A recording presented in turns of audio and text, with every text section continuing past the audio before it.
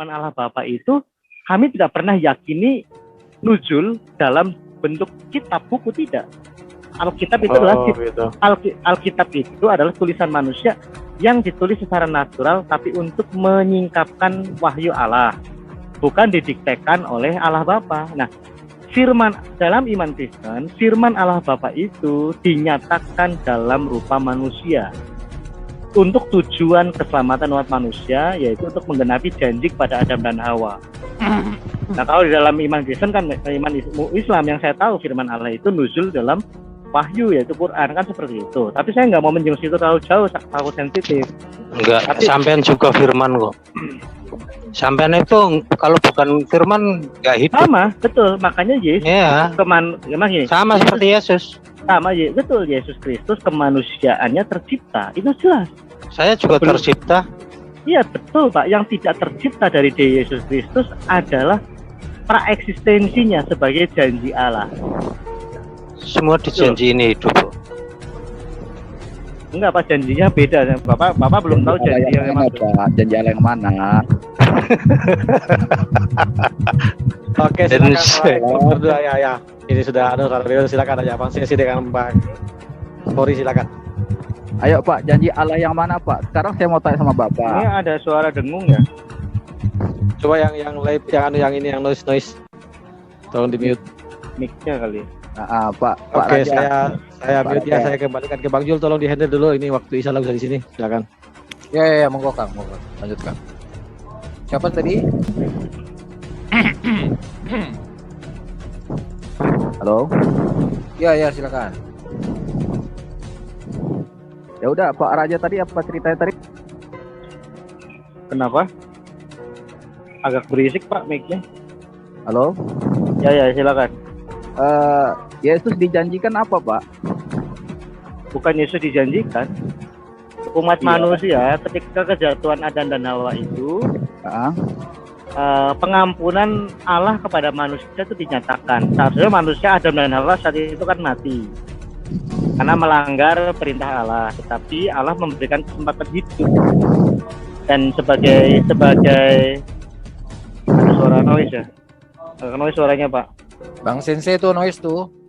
Gemuruh. Ya, lanjut Pak. Ya,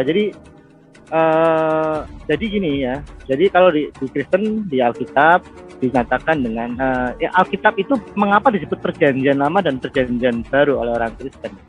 Karena memang di dalam kekristenan esensi dari teologi itu bicara tentang teologi perjanjian dan teologi kerajaan. Adam itu seharusnya menjadi penguasa, menjadi raja, tapi gagal melakukan amanat itu. Dia jatuh di dalam ujian ketaatan, dia tidak taat. Nah, dan hukumannya seharusnya mati, binasa, dan dia menjadi seperti iblis.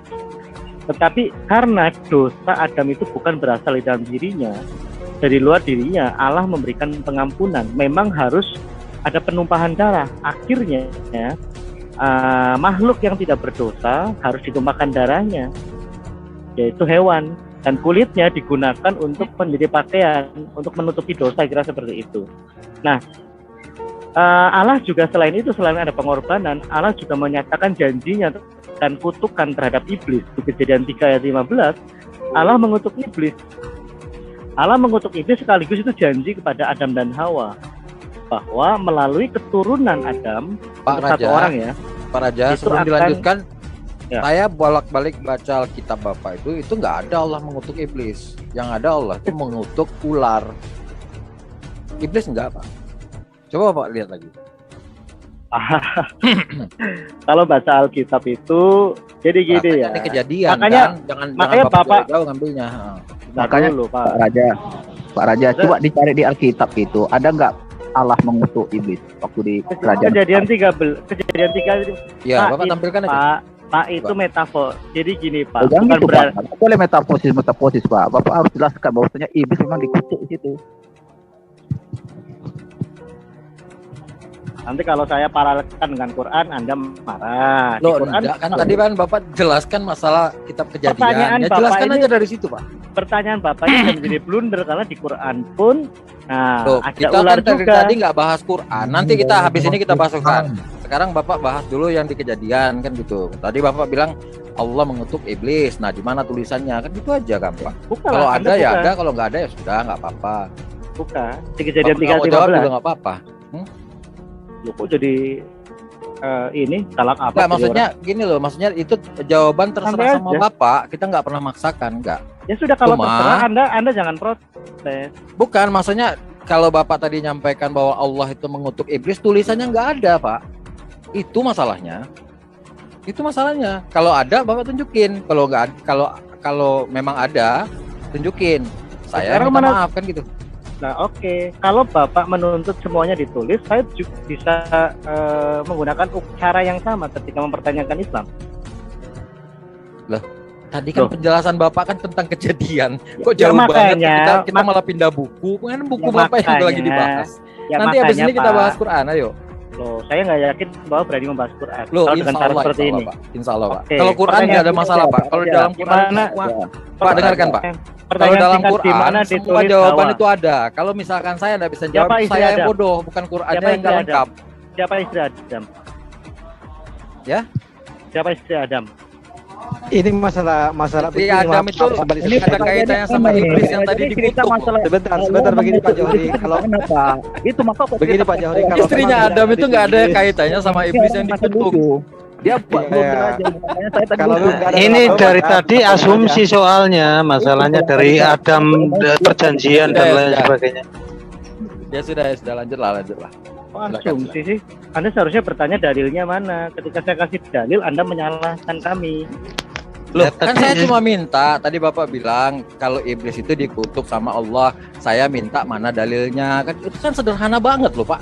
Kejadian 3:15 Bapak jauh banget sampai ke Hawa, sampai ke Quran. Kejadian 3:15 dibuka. Ya, coba ada nggak tulisannya iblis dikutuk situ?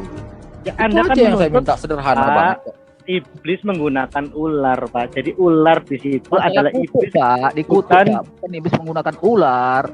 Mana pernyataan situ Allah mengutuk iblis di Alkitab, Bapak? Kejadian 3:15-17. Ya, kalau ular yang dikutuk benar ada tulisannya. Tapi kalau iblis yang dikutuk, Bapak nggak usah ngarang-ngarang kan gitu.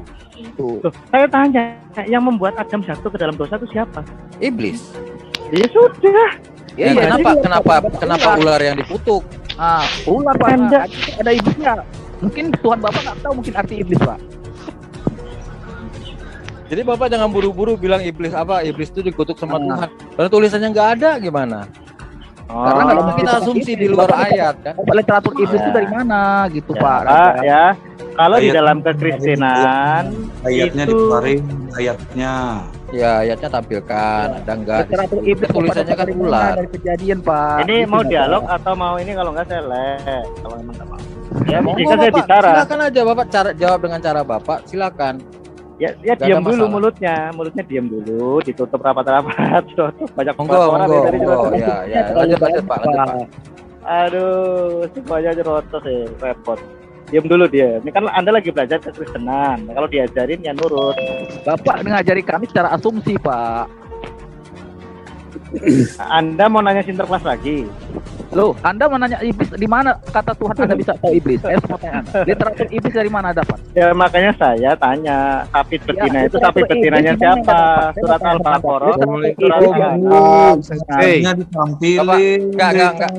Kawan-kawan mohon dimaklumi, mungkin Pak Raja ini bukan akademisi. Jadi kalau ada pertanyaan dia suka gatokannya tuh jauh banget gitu kan. Kalau ujian kayak gini langsung disuruh keluar sama dosennya nih Pak. Oh ya udah. Oke, saya sudah keluar ya. Live dulu ya semuanya. Assalamualaikum warahmatullahi wabarakatuh buat muslimin dan selamat malam. Saya pamit dulu ya. Terima kasih sudah beri waktu. Ya Pak, makasih Pak. Bang Zul, assalamualaikum Bang Zul. Waalaikumsalam, Kang Emil. Wah, kemana aja Bang Emil nih? Aduh.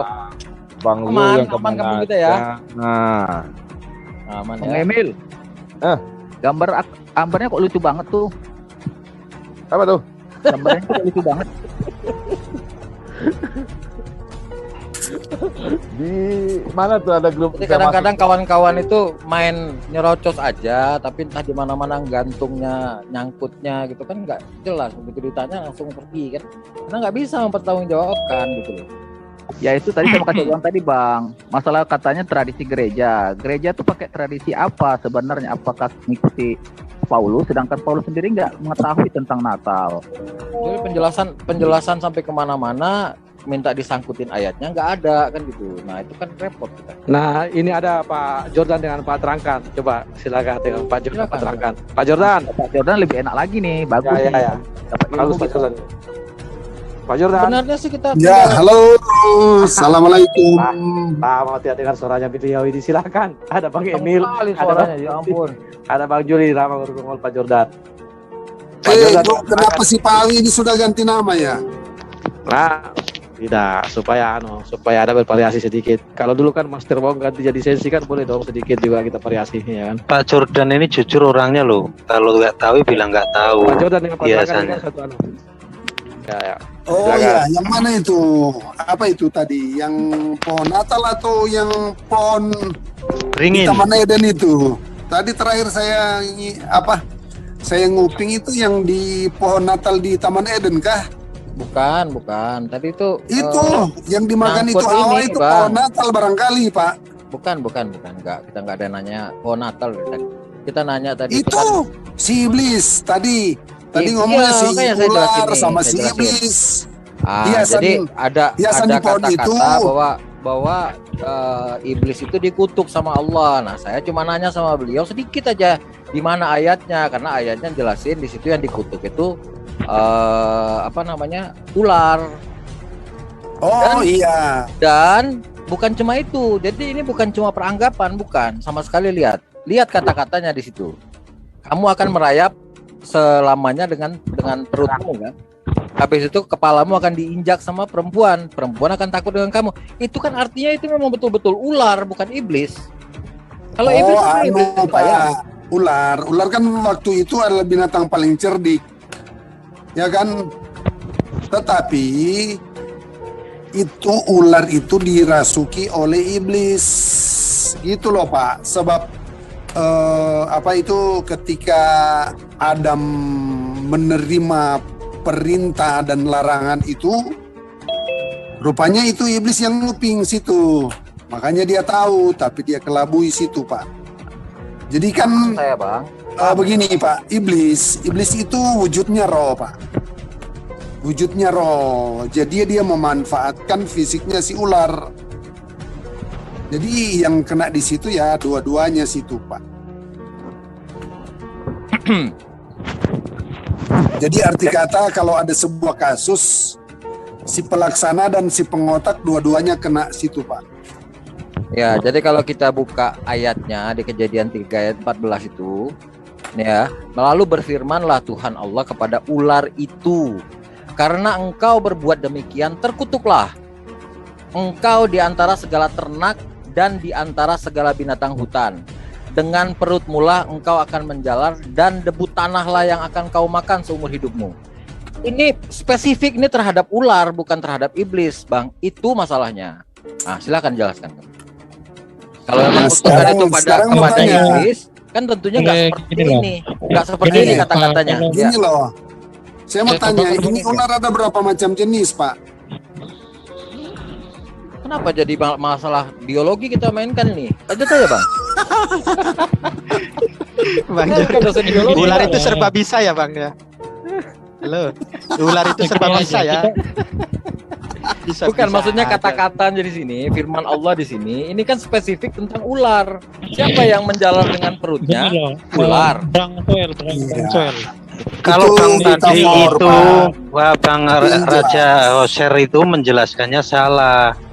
Kalau memang dia itu iblis, ular yang menjelma iblis, tapi waktu menjelaskan di ayatnya itu bukan iblis, ular gitu loh. Iya, memang di situ. Betul itu, ceritanya memang ular kelihatan di situ. Tetapi kan yang namanya iblis kan dia berbentuk roh, jadi dia memanfaatkan fisiknya ular. Iya, betul itu, udah betul. Ini saya pakai dalilnya ya. Ular naga, Pak ya. Kan ular bisa. Ular ini apa? Ular king cobra. Ular bisa itu loh nih. Kalian buka Wahyu. Bang, janganlah dulu Wahyu 12 ayat 9 itu menjelaskan tentang ular itu. Enggak, kalau ini konteksnya sama tentang ular Enggak, tua iya, itu. iya, Jadi benar. Enggak, maksudnya saya mau nunjukin dulu ayat ini, jangan sampai nanti saya dibilang fitnah, itu loh maksudnya. Enggak, itu betul. Kita baca dulu lah sebentar. Betul. Kan? Nah, ini kan kalau kata-katanya ini kan spesifik terhadap ular. Ular itu binatang, ada di situ. Binatang di hutan, benar, ada di situ. Dengan perutnya kau akan menjalan. Cuma ular yang berjalan dengan perutnya, mungkin buaya lah ya, mirip-mirip.